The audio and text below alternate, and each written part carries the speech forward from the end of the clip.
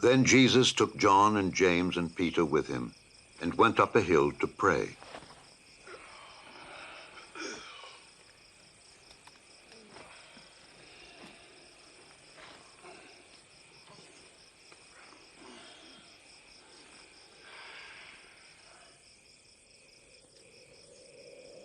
And while he was praying, the aspect of his face changed its appearance, and his clothes became dazzling white.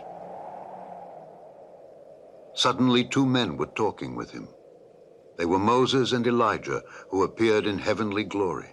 You will fulfill God's purpose. You will die in Jerusalem.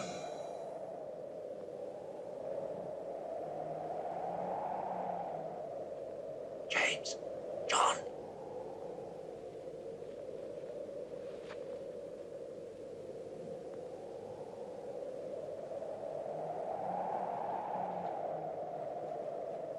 As they were leaving, Peter said to Jesus, Master, how good it is that we are here. We will make 3 tents. One for you.